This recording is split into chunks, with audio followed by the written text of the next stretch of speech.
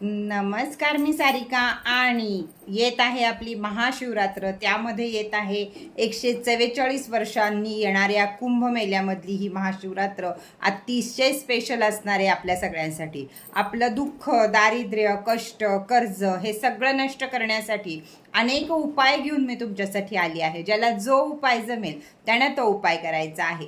महादेवाची कृपा संपादन करून घ्यायची आहे. देवांचा देव महादेव, हर हर महादेव.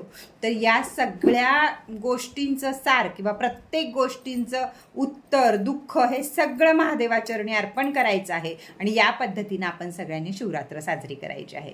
तर चला, शिवरात्र स्पेशल सिरीजमध्ये आजपासून आपण सुरुवात करूया. बरेच सारे व्हिडिओ येतील तुम्हाला छोटे छोटे की तुम्ही त्याच्याबद्दल उपाय करू शकता.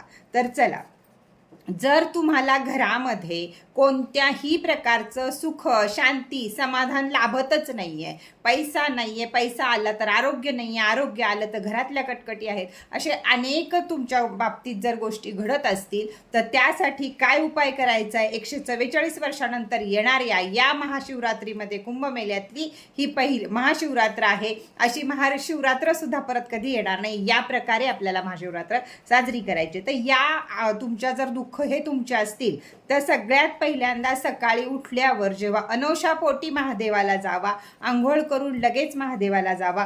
गंगाजल आणि मध हे जर तुम्ही महादेवांवर अर्पण केलं तर सर्व सुख समाधान तुमची प्राप्ती होईल आणि सर्व दुःखांचा तुमच्या नाश होईल. त्याचप्रमाणे गुलाबाचं फूल हे जर तुम्ही, महादेवांना पांढरी फुलं आवडतात, पण गुलाबाचं फूल हे जर महादेवांना अर्पण केलं तर संपत्तीचा लाभ होईल तुम्हाला. तुमच्याकडचा पैसा, लक्ष्मी स्थिर राहील, पैसा वाढत राहील, धन, वैभव, व्यापार या सर्व गोष्टी तुम्हाला मिळत राहतील.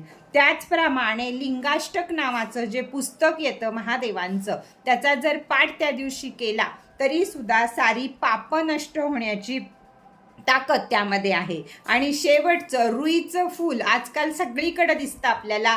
रुईचं फुलं जर त्या दिवशी, ती पांढरी फुलं महादेवांना आपण अर्पण केली तर जी आपल्या नोकरीमध्ये अडचणी आहेत, की नोकरी लागत नाही, नोकरी टिकत नाही, या गोष्टींच्या सर्व अडचणी दूर होणार आहेत. तर ह्यातला जो जमेल, जे तुम्हाला प्रॉब्लेम असतील ते उपाय जरूर करा. शिवरात्र स्पेशल पुढचे भाग पण जरूर बघा. तर चला, परत भेटूया नवीन माहिती बरोबर, नवीन व्हिडिओ बरोबर. तोपर्यंत हर हर महादेव. नमस्कार. चला, शिवरात्र स्पेशल मध्ये मी तुमच्यासाठी अजून घेऊन आली आहे ते म्हणजे की नवग्रह जर कुंडली